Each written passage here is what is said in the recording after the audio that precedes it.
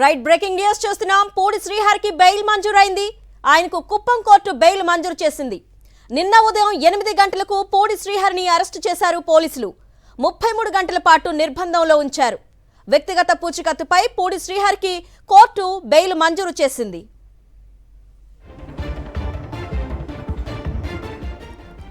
మరిన్ని వివరాలు మా ప్రతినిధి మూర్తిని అడిగి తెలుసుకుందాం. మూర్తి, చెప్పండి. నిన్న ఉదయం 8 గంటలకు అరెస్టు చేయబడిన శ్రీహరికి 33 గంటల పాటు నిర్బంధించింది. ఇప్పుడు వ్యక్తిగత పూచికత్తుతో బెయిల్ మంజూరైనట్లు తెలుస్తోంది. పూర్తి అప్డేట్స్ ఏంటి?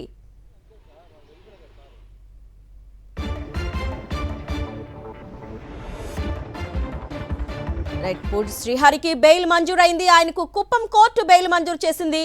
నిన్న ఉదయం 8 గంటలకు పూడి శ్రీహరిని అరెస్టు చేశారు పోలీసులు. 33 గంటల పాటు నిర్బంధంలో ఉంచారు. దీంతో వ్యక్తిగత పూచికత్తుపై పూడి శ్రీహరికి కోర్టు బెయిల్ మంజూరు చేసింది.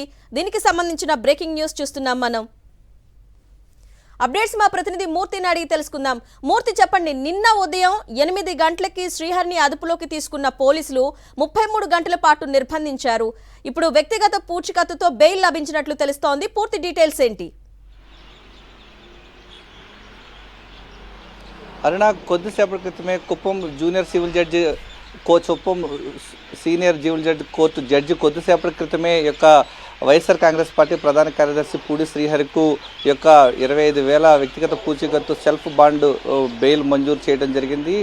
కూటమి ప్రభుత్వం అధికారంలోకి వచ్చిన తర్వాత వైఎస్ఆర్ కాంగ్రెస్ పార్టీ నాయకులను కార్యకర్తలను టార్గెట్ చేసుకుని సోషల్ మీడియా పోస్టుల ఆధారంగా తప్పుడు కేసులతో వేధింపులు గురి చేస్తోంది. దీనిలో భాగంగానే నిన్న ఏదైతే మనం చూసాం, తాడేపల్లిలో నిన్న ఉదయం 8 గంటలకు అదుపులో తీసుకున్నటువంటి యొక్క కుప్పం పోలీసులు ఈరోజు సాయంత్రం 5:30 గంటల తర్వాత వారిని కోర్టులో హాజరుపరచడం జరిగింది. ఈ యొక్క కేసుకు సంబంధించి నిన్ననే ఈ కేసుకు సంబంధించి A1 నిందితుడిగా ఉన్నటువంటి గిరీష్ కుమార్ రెడ్డికి బెయిల్ మంజూరు చేసిన తర్వాత మళ్ళీ A2 నిందితుడిగా శ్రీహరిని చూపించడం పట్ల జడ్జి కాస్త ఆగ్రహం వ్యక్తం చేసినట్టుగా తెలుస్తోంది. ప్రధానంగా ఒకే కేసుకు సంబంధించి ఇంత జాప్యం చేయటం, ఈ కేసు విషయంలో పెట్టకూడనటువంటి సెక్షన్ 111 సెక్షన్ పెట్టడం పట్ల ఇప్పటికే ఈ సెక్షన్ విషయంలో హైకోర్టు, సుప్రీంకోర్టు కొన్ని మార్గదర్శకాలు స్పష్టంగా చేసినప్పటికీ కూడా ఈ కేసు విషయంలో సెక్షన్ పెట్టడం పట్ల కొంత అసహనం వ్యక్తం చేశారు. ఈ నేపథ్యంలోనే ఈ కేసుకు సంబంధించి సెల్ఫ్ బాండ్ డిక్లరేషన్ బెయిల్ 25,000 వ్యక్తిగత పూచీకత్తుతో కూడినటువంటి బెయిల్ మంజూరు చేయడంతో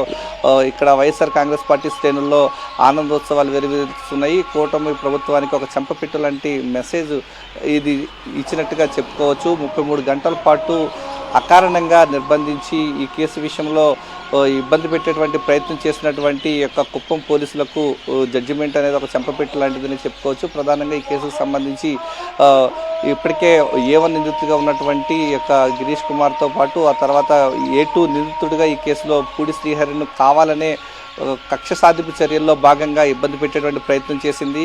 నిన్న ఉదయం 8 గంటలకు అదుపులో తీసుకున్నటువంటి కుప్పం పోలీసులు రోడ్డు మార్గం గుండా కుప్పానికి తాడేపల్లి నుంచి ఇక్కడ కుప్పానికి తీసుకువచ్చారు. ఆ తర్వాత పోలీస్ స్టేషన్లో విచారణ పేరుతో పలు దఫాలుగా ఇబ్బంది పెట్టేటువంటి ప్రయత్నం చేశారు. ఆ తర్వాత కొంతమంది వైఎస్ఆర్ కాంగ్రెస్ పార్టీ శ్రేణులు కానీ న్యాయవాదులు కానీ వెళ్తే కలవనీయకుండా కక్ష సాధింపు చర్యలు కూడా పాల్పడ్డారు. ఇలాంటి తరుణంలో ఈరోజు ఉదయం 6 గంటలకు మెడికల్ టెస్ట్ నిర్వహించారు. ఆ తర్వాత మళ్ళా 5:30 గంటల సమయంలో మెడికల్ టెస్ట్ నిర్వహించిన తర్వాత నేరుగా Kuppam junior civil judge court judge ముందు హాజరుపరచడం జరిగింది. మొత్తానికి జరిగినటువంటి పరిణామాల నేపథ్యంలో వ్యక్తిగత 25,000 వ్యక్తిగత పూచికత్తుతో పాటు సెల్ఫ్ బాండ్ బెయిల్ మంజూరు చేయటం ఇప్పుడు ఈ కూటమి ప్రభుత్వం కక్ష సాధింపు చర్యలకు ఒక చెక్ పెట్టినట్టుగా తెలుస్తోంది. ప్రధానంగా ఇలాంటి తప్పుడు ఆరోపణలతో అలాంటి బేస్లెస్ ఎలాంటి నోటీసులు ఇవ్వకుండా ఈ యొక్క కేసుకు సంబంధించి ఇలాగ అరెస్ట్ చేయడం ఒకంత ఇబ్బందికర పరిణామాలు చోటు చేసుకోవడం ఆ కోర్టు కూడా జడ్జి గారు కూడా కొంత ప్రశ్నించినట్టుగా తెలుస్తోంది. ఈ యొక్క అంశం విషయంలో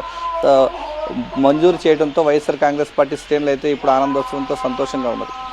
మూర్తి, ప్రతిసారి ఏదో ఒక టాపిక్ని డైవర్ట్ చేయడం కోసం వైఎస్ఆర్సీపీలో ఎవరైతే యాక్టివ్గా ఉంటారో వారిని అరెస్ట్ చేయటం, లేదు అంటే అభిమానుల మీద కేసులు అక్రమంగా బనాయించడం, రెడ్ బుక్ రాజ్యాంగంలో భాగంగా ఏదో ఒకటి చేస్తూనే ఉంటుంది కూటమి ప్రభుత్వం. సో ఇప్పుడు కూడా పూడి శ్రీహరిని అరెస్టు అనేది డైవర్ట్ కోసమే అనుకోవాలా, లేదంటే కక్ష సాధింపు అనుకోవాలా? ఖచ్చితంగా ఇది కూటమి ప్రభుత్వం అధికారంలోకి వచ్చిన తర్వాత వైఎస్ఆర్ కాంగ్రెస్ పార్టీ సోషల్ మీడియాలో యాక్టివ్గా ఉన్నటువంటి యొక్క యాక్టివిస్టులను ఇబ్బంది పెట్టేటువంటి ప్రయత్నం చేస్తుంది. గడిచిన 20 నెలల్లో ఇప్పటి వరకు 270 సోషల్ మీడియా యాక్టివిస్టులకు సంబంధించి 100 మందిని కూడా అరెస్ట్ చేయడం జరిగింది. ఈ కేసుకు సంబంధించి తప్పుడు కేసులతో వేధింపులు గురి చేయడం చూస్తూనే ఉన్నాము. పలు దఫాలుగా ఈ యొక్క సోషల్ మీడియా కేసులకు సంబంధించి అరెస్ట్ విషయంలో కొన్ని మార్గదర్శకాలు హైకోర్టు ఇటు సుప్రీంకోర్టు సోషల్ మీడియా కేసుల విషయంలో కొన్ని మార్గదర్శకాలు సూచించినప్పటికీ వాటిని ఏమీ పట్టించుకోకుండా, ఎలాంటి నోటీసులు ఇవ్వకుండా, వారి కుటుంబ సభ్యులకు కూడా కనీస సమాచారం ఇవ్వకుండా ఇబ్బందులు గురి చేయడం గత కొన్ని కేసుల్లో చూసాం. అదే పంతాను కూటమి ప్రభుత్వం అమలు చేయడం, రాష్ట్రంలో రెడ్ బుక్ రాజ్యాంగాన్ని అమలు చేస్తున్నట్లుగా కనిపిస్తోంది. ఈ యొక్క కేసు విషయంలో నిన్ననే జడ్జిమెంట్ A1 నిందించుకున్నటువంటి యొక్క గిరీష్ కుమార్కి బెయిల్ ఇచ్చిన తర్వాత అదే కేసులో A2 నిందించుకున్నటువంటి పూడి శ్రీహరికి కూడా బెయిల్ మంజూరు చేయడం ఇప్పుడు వైఎస్ఆర్ కాంగ్రెస్ పార్టీ శ్రేణులన్నీ కూడా సంతోషం వ్యక్తం చేస్తున్నటువంటి పరిస్థితి కనిపిస్తోంది. ఈ యొక్క నేపథ్యంలో ప్రస్తుతం మనం చూడొచ్చు కుప్పం కోర్టు వద్ద పెద్ద ఎత్తున వైఎస్ఆర్ కాంగ్రెస్ పార్టీ శ్రేణులు ఇక్కడికి వచ్చారు. సార్, ఓవరాల్గా చూస్తూ ఉంటే ఈ యొక్క తప్పుడు కేసులతో వేధింపులు గురి చేస్తుంది కూటమి ప్రభుత్వం. ఈ రోజు ఇచ్చినటువంటి జడ్జిమెంట్ ఏ విధంగా చూడొచ్చు?